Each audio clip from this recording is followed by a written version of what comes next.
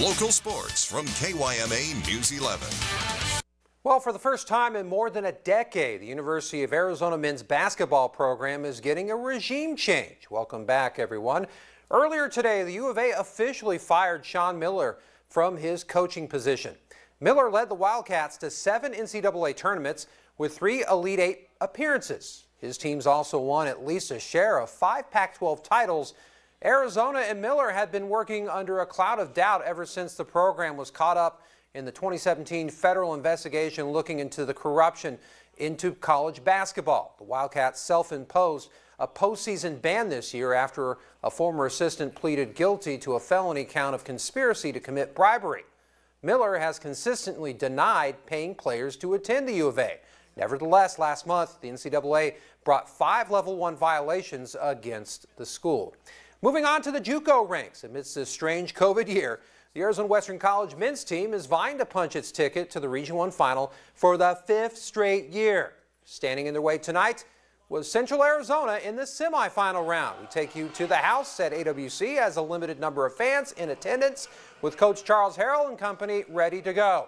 First half, off the air ball. Leo Gerardo gets the rock, dishes it out to Mojes, who stops and pops from beyond the arc to get A-Dub on the board with a tray.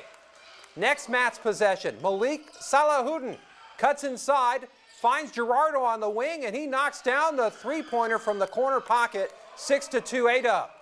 Later in the half, Stanley Harley is going to call his own number, beats a defender into the paint, and puts down a close-range jumper, A-Dub clinging to a 1-point lead.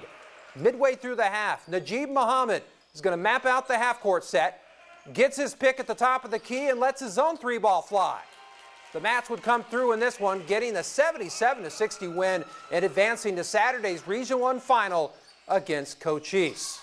Last night on the ladies' side, the Lady Mats put up an impressive fight in their Region 1 semifinal round game, and they would come through with a 1-point win on the road. A-Dub will advance to the Region 1 final on Friday as they pay a visit to Eastern Arizona. Moving on to prep baseball, Eduardo Villarreal and San Luis taking on Brandon Jaime and Gila Ridge. We go to the top of the first. Jaime would strike out Damian Garcia, but at the same time, Ridge couldn't stop Ohan Zabalza from stealing second base. But Jaime would get out of the jam, forcing Brian Peralta to ground the third for the third and final out of the top half. Now, with that said, could the Hawks get something started offensively in the bottom half? Villarreal is going to strike out Blake Avila, but Alex Guerra successfully steals second. Talk about deja vu from the top half.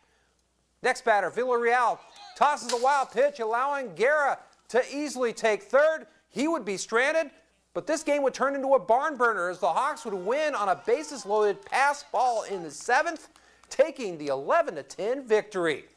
In prep track and field, Gila Ridge hosted a 3-team meet featuring Cibola and Yuma. When all the dust settled, it would be the Hawks that would place first.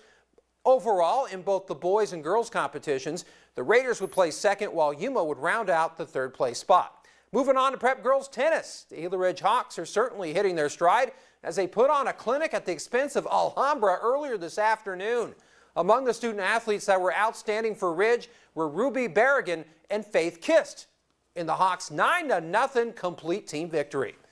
And finally, week number 4, Friday Night Lights kicks off. This coming Friday night, we have 3 contests, including an IVL battle as the Imperial Tigers take on Calexico.